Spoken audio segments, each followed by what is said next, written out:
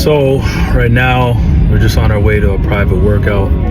We're about to go take a look at a prospect, kind of give him some feedback on where he's at, and just come up with a plan to help him maximize his potential. This is a service we do offer. Yeah, man. So it's just one of those days, one of those things.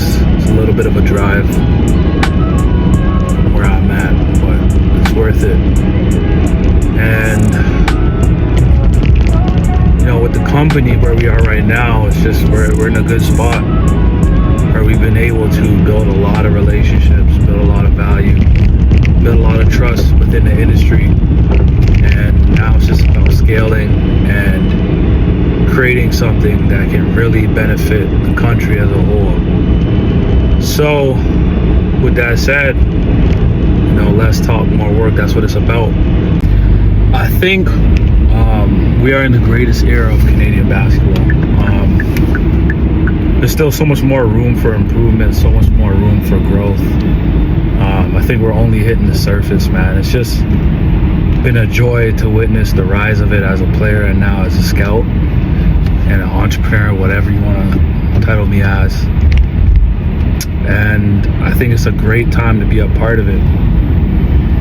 And I think you're going to see the country as a whole start pumping out top tier talent. Alberta and Vancouver, I think, are going to be the next two hotspots for talent to really come out of. They have a lot of size in Alberta. The development is really starting to catch up there as well.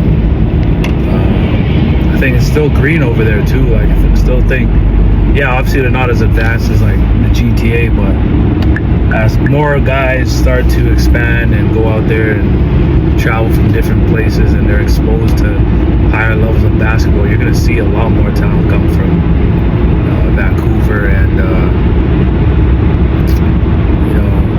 Alberta. So I think those are two provinces to definitely keep your eye on.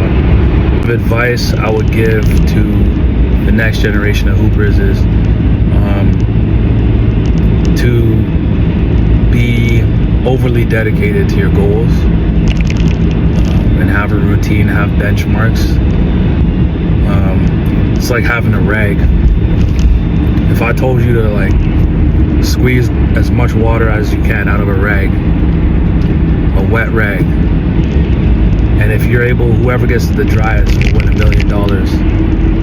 I'm pretty sure everyone would do that. And that analogy to me is all about effort.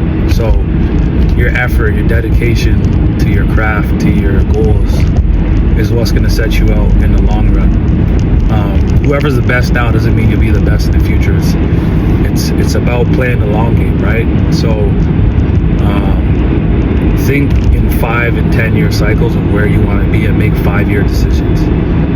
Surround yourself with the right people, have the right accountability around you, seek the best talent, fail forward, do not be afraid of failure. If you're afraid to fail, you will not succeed. So attack your fears. So those are my pieces of advice, things I wish I did when I was younger. And I think that you can apply to your goals, your journey right now to maximize your potential.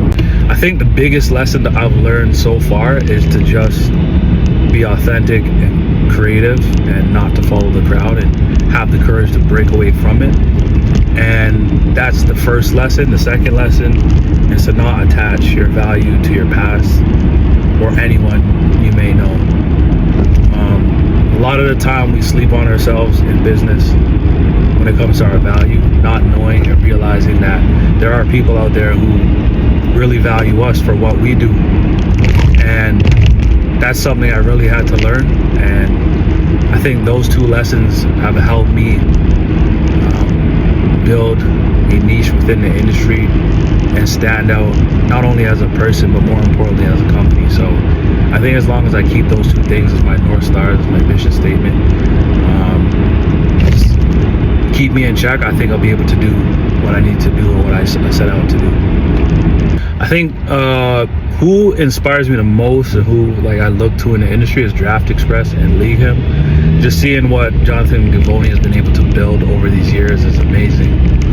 Just leveraging a brand and building it within, getting into ESPN and building there, and then just seeing League Him, Jacob, had a chance to briefly speak to him, seeing what he's been able to build with his brand in a short amount of time is amazing. So like with the internet, it's just a different time now. Like you have the ability to really scale without a lot of resources and connect. And there's been guys from the past who now work at universities and prominent positions who've done a lot of similar things. It's a mix of things you need to be successful in this industry. But yeah, man, as long as you keep chipping away at it, I think you'll reach the places you want to reach. And you've seen it. You've seen guys like, I remember when I used to play AAU, just seeing Mr. George leverage his AAU team into an agency with one legacy who has now been acquired by Clutch. It's just stuff like that inspires me. So I think it's so important for me personally, just learning from the past and taking those experiences and applying them today.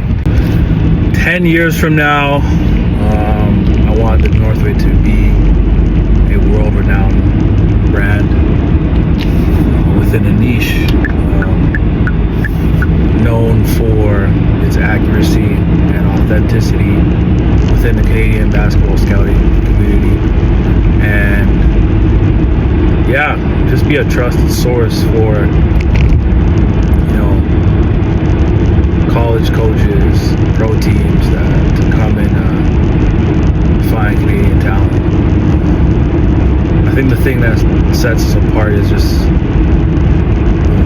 a combination of things. Just being in the industry since I was a little kid, as an athlete, developing those relationships, seeing a number of guys go to the NBA, seeing what it takes, seeing the trends, and you kind of see them today. There's a lot of things that kind of play into what shape an elite prospect, and you can see that the trends are still there. It's a different time, but the ingredients are still pretty much the same. You know, the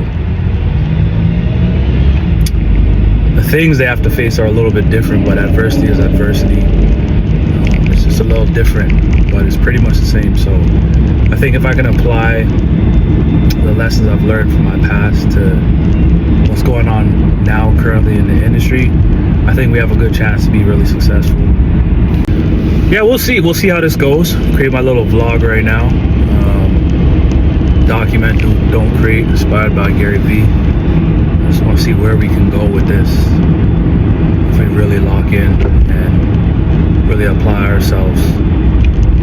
I think a few mentors I have, a few people I actually look up to in the business world, guys like Elon Musk, guys like Jay-Z, guys like, let's see, Rich Antonello, founder of Complex.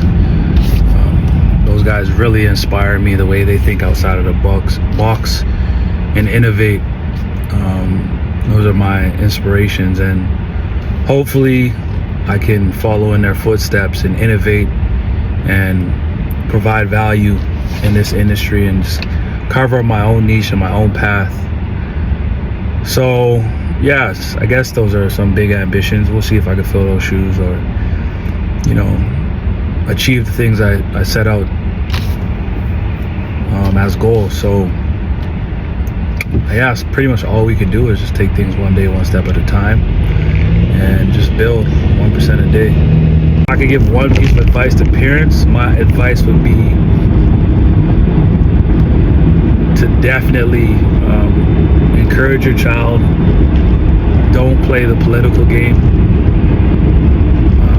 Do not be afraid of your child failing. Push them into uncomfortable positions and support them best you can, whether they have good or bad game, because it's hard enough to get out there and perform in front of all these people and having the pressures of thinking about getting a scholarship and seeing your friends succeed, and you may not be where you want to be, and then just being in school and with all the many temptations and changes going on is hard. So just be as supportive as you can, be honest, be authentic, and just put them in real situations around real people where they can fail forward.